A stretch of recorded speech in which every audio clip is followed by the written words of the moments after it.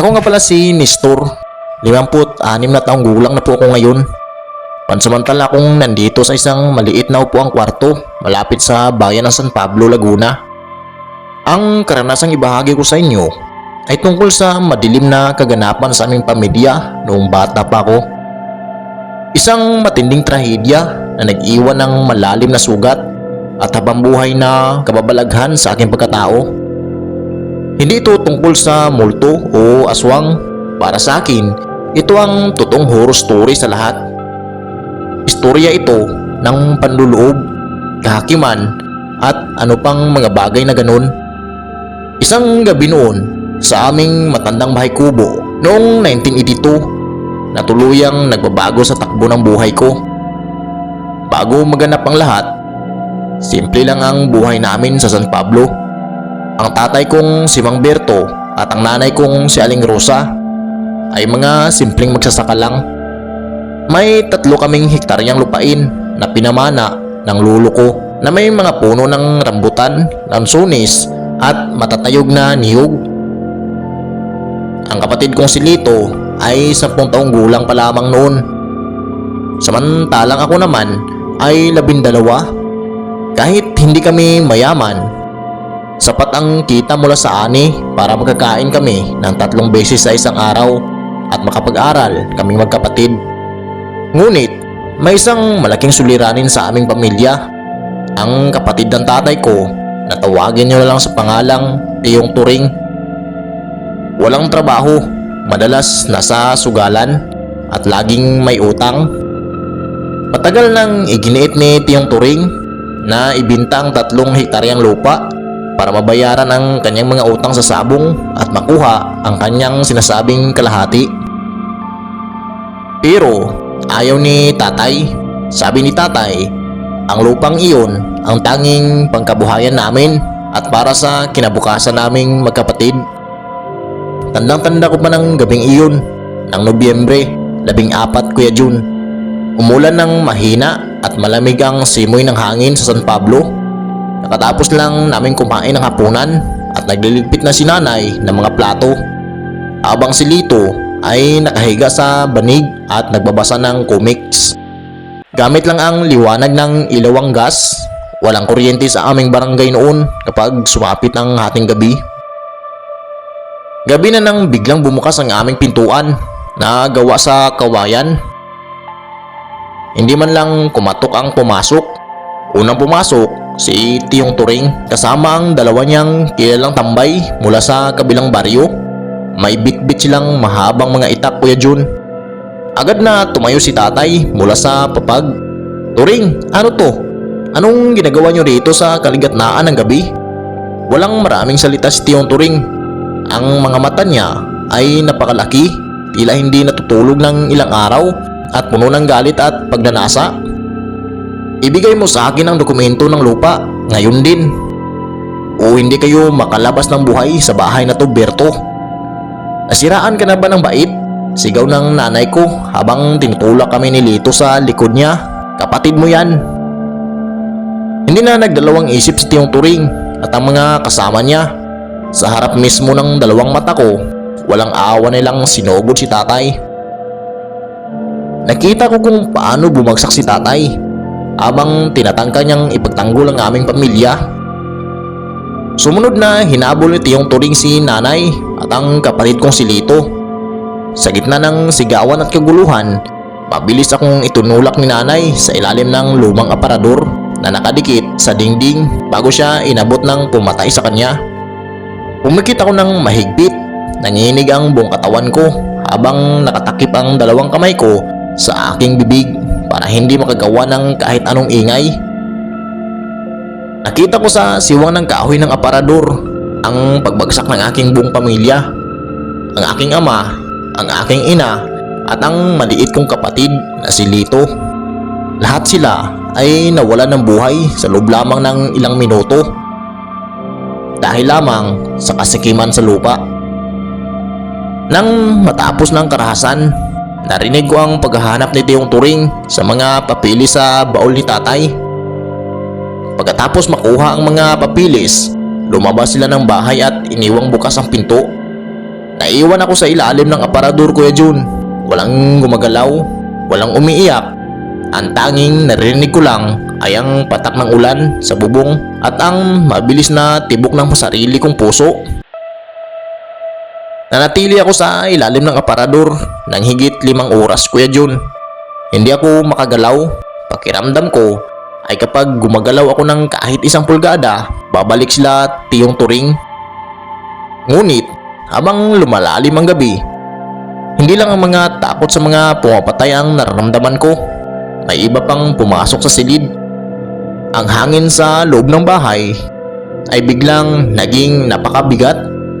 Parang may pressure sa loob ng 2 tainga ko, ang tulad ng kapag umakyat ka sa mataas na bundok. Sa gitna ng kadiliman, nakita ko sa gitna ng silid kung saan nakahandusay sina tatay, nanay at Lito. Dahan-dahan, ang anino ng aking kapatid na si Lito na nakadapa sa sahig ay nagsimulang gumalaw, Kuya Jun.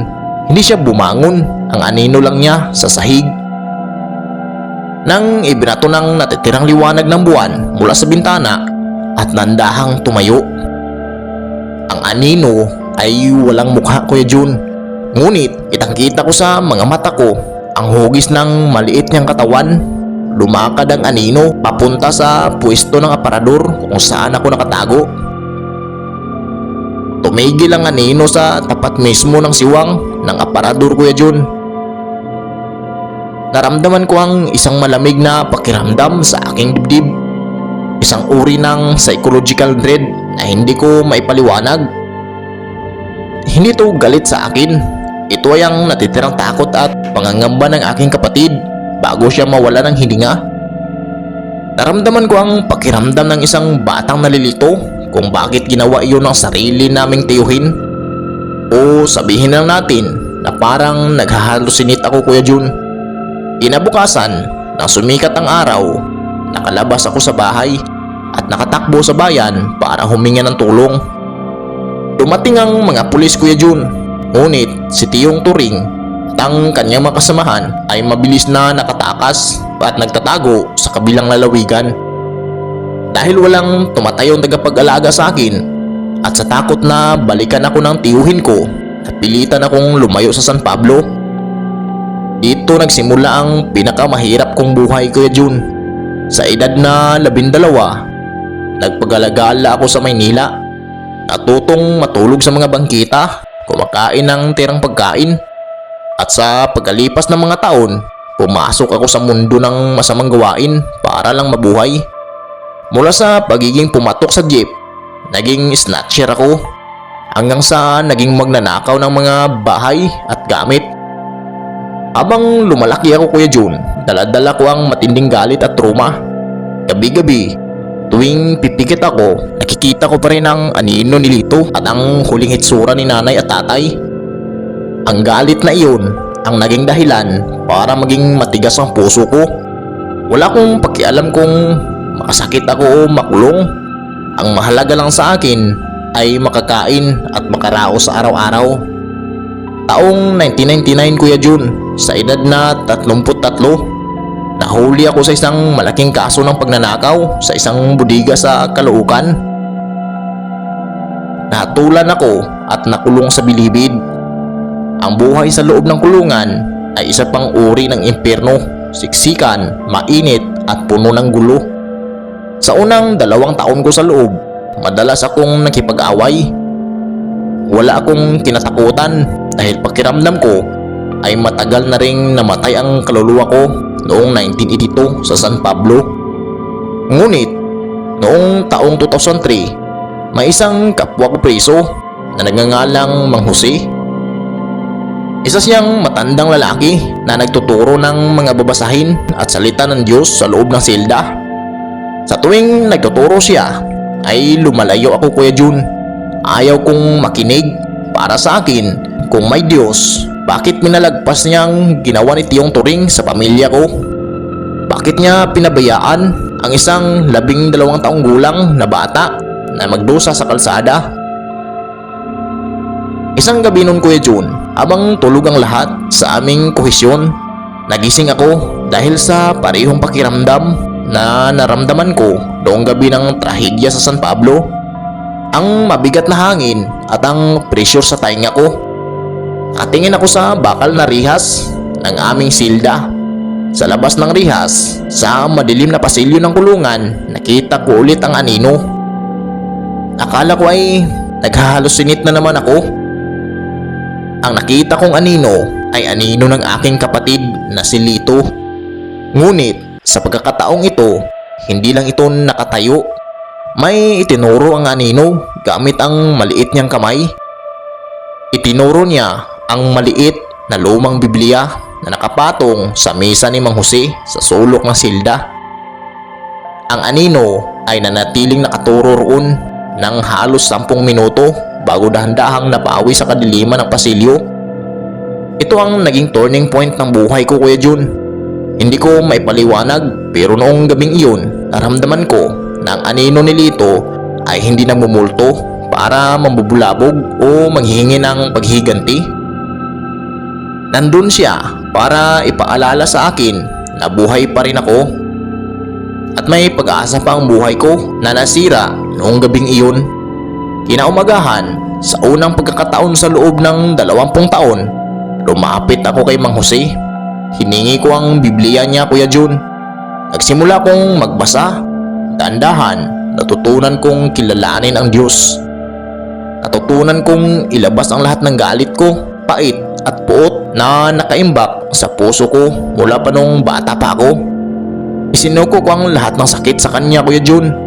Sa loob ng malamig na silda, doon ko naramdaman ang totoong kalayaan at kapayapaan sa aking isip. Dahil sa mabuting pag-uugali at sa tulong ng mga religious program sa loob ng kulungan, nabawasan ang aking sentensya.